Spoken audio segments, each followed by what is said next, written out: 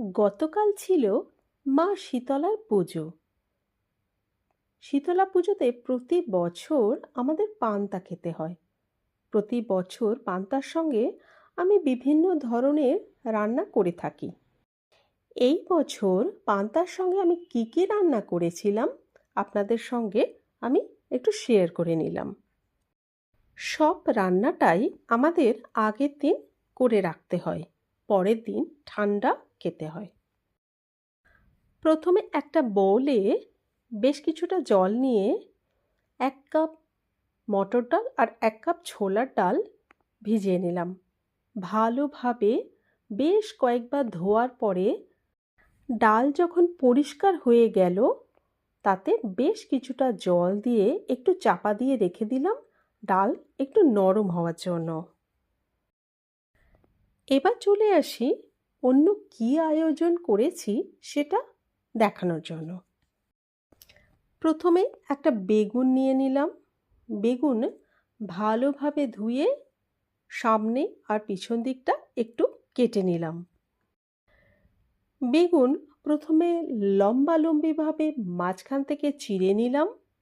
এরপর খুব পাতলা পাতলা করে ছুরি দিয়ে কেটে নিলাম। বেগুন খুব নরম হয়, তাই ছুরি দিয়ে অথবা বঁটি দিয়ে কাটার সময় খুব সাবধানে কাটতে হবে। বেগুনটা এইভাবে আমি সরু সরু করে কেটে নিয়েছি। এবার নিয়ে নিয়েছি দুটো আলু। দুটো আলুও ভালোভাবে ধুয়ে নিয়ে খোসা ছাড়িয়ে পাতলা পাতলা করে এইভাবে কেটে নিয়েছি। আরও দুটো আলু নিয়ে নিয়েছি।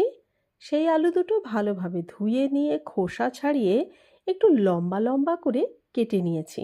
সসপ্যানে জল নিয়ে নিয়েছি, তাতে সব লম্বা আলুগুলো দিয়ে গ্যাসে বসিয়ে একটু সিদ্ধ করে নিয়েছি। এবার একটা বোলে 1 কাপ বেসন, 1 কাপ চালের গুঁড়ো, একটু হলুদ, লবণ, লঙ্কা গুঁড়ো, কাশ্মীরি লঙ্কা গুঁড়ো, গোলমরিচ গুঁড়ো, চাট মশলা, একটু চিনি নিয়ে নিয়েছি। সমস্ত উপকরণ আগে ভালোভাবে মিশিয়ে নিয়েছি।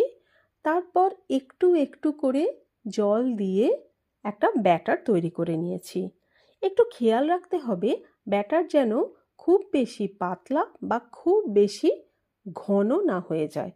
মিডিয়াম ব্যাটার তৈরি করতে হবে। এতক্ষণে ডাল আমার ভিজে প্রায় ফুলে উঠেছে। এবার একটা বোল নিয়ে নিয়েছি, তাতে একটু একটু করে ডাল নিয়ে লঙ্কা দিয়ে আমি সমস্ত ডাল পেস্ট করে নিয়েছি। ডালটা আমি খুব মিহিভাবে পেস্ট করিনি, একটু দানা দানা রেখে পেস্ট করেছি। আনুষঙ্গিক সব উপকরণ আমার তৈরি হয়ে গেল। এবার অনেকক্ষণ আগে আমি চাল ভিজিয়ে রেখেছিলাম। এবার গ্যাস জেলে আমি ভাতটা বসিয়ে দিলাম।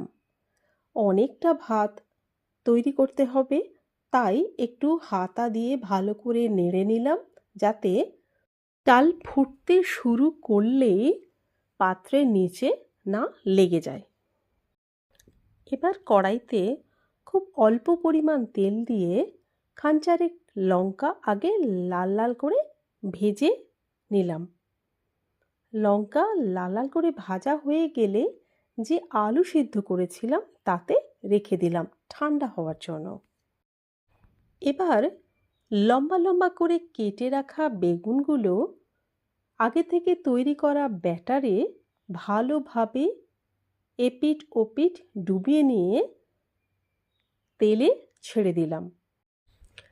বেগুনি আমি একটু লাল লাল একটু মচমচে করে ভেজে নিয়েছিলাম, কারণ পান্তা ভাতের সঙ্গে একটু মচমচে ভাজা খেতেই বেশি ভালো লাগে। সমস্ত বেগুনি আমার ভাজা হয়ে গেছে। এর মধ্যে ভাত খুলে দেখে নিলাম, বেশ টকবক করে ভাত ফুটে উঠেছে। নিচে যাতে লেগে না যায় আবার একবার ভালো করে হাতা দিয়ে নাড়িয়ে নিলাম।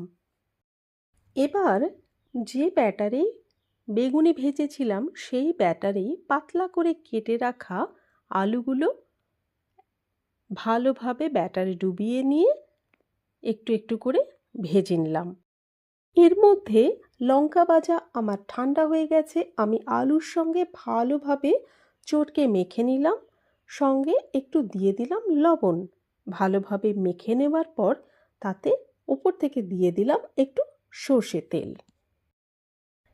বেগুনের মতো আলুগুলো আমি লাল লাল করে মচমচে করে ভেজে নিলাম। আমার সমস্ত আলু ভাজা রেডি হয়ে গেছে।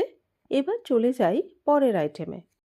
অন্যদিকে উপকরণ তৈরি করতে করতে ভাত আমার তৈরি হয়ে গেছিল। ভাতের ফ্যান ঝেড়ে ভাত ঠান্ডাও হয়ে গেছিল। এবার ভাতে আমি জল ঢেলে দিলাম, দিয়ে চাপা দিয়ে রেখে দিলাম।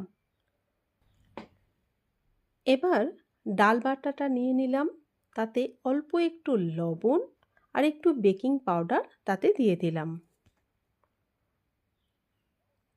ভালোভাবে ডাল বাটাটা প্রায় 5 থেকে 7 মিনিট আমি ফেটিয়ে নিয়েছিলাম। ডাল বাটা ফেটাতে ফেটাতে যখন দেখবেন একদম ফুলে উঠেছে, তাহলে জানবেন আপনার ডাল বাটা বড়ার জন্য রেডি হয়ে গেছে। এবার হাতের সাহায্যে একটু একটু করে বড়া তেলে ছেড়ে দিলাম। উল্টে পাল্টে লাল লাল করে ভেজে নিলাম। পান্তা ভাত এবং তার সঙ্গে খাওয়ার জন্য বাকি উপকরণ সব আমার তৈরি হয়ে গেল। এবার প্লেটে সুন্দরভাবে সাজিয়ে পরিবেশন করে নিলাম। আমার সমস্ত রান্না আপনাদের কেমন লাগলো অবশ্যই আপনারা কমেন্টে জানাবেন। যদি ভালো লেগে থাকে তাহলে অবশ্যই লাইক এবং সাবস্ক্রাইব করবেন। আরও ভালো কিছু রান্না আপনাদের কাছে তুলে ধরার আমি অবশ্যই চেষ্টা করব।